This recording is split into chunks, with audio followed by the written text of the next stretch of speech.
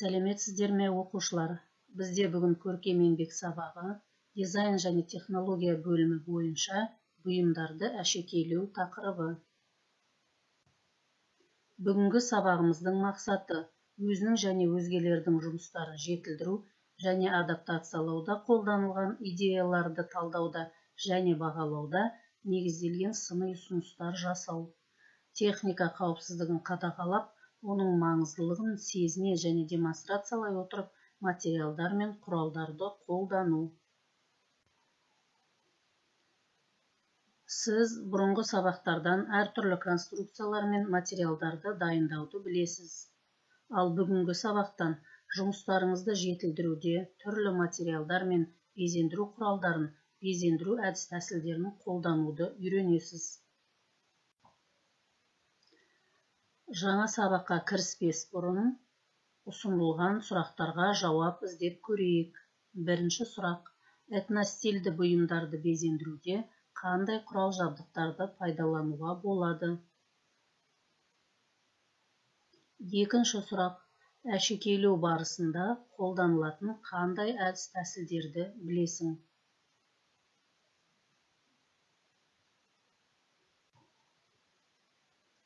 Жалпы этностильді киімдерді безендіруде, әшекейлеуде әртүрлі жапсырмалы тастар, моншақтар қолданылады, немесе күміс әшекейлер, суретте көріп тұрғандай, шекеліктер, теңгелер қолданылады.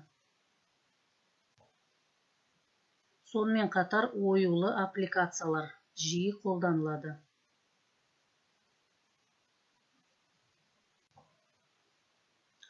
Ал әшекейлеудің әдіс-тәсілдеріне келетін болсақ, моншақпен кестелеу, яғни гауһар тастар, бисерлер, стеклярустарды кестелеп тігу арқылы безендіруге болады.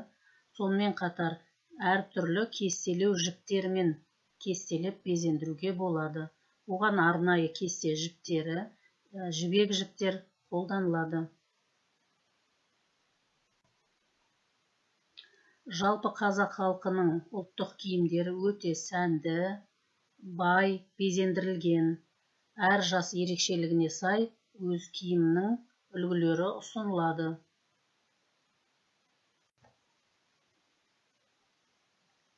Қазіргі кезде заманауи тәсілмен безендірілген ұлттық бұйымдар түрі өте көп.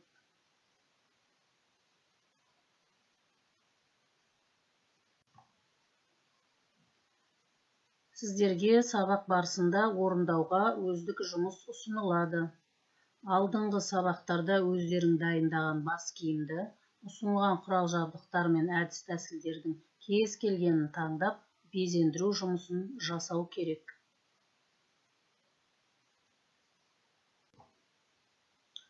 Жұмыс барысында қайшымен, инемен, үтікпен, терможеліммен, яғни ыстық желіммен жұмыс жасау кезіндегі қауіпсіздік ережелері міндетті түрде сақталуы тиіс.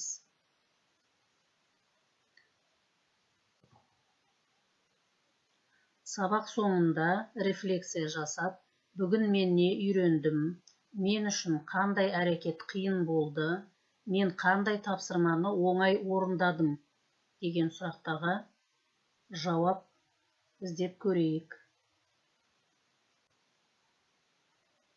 Үйге тапсырма: сабақ уақытында басталған жұмысты толықтыру және аяқтау.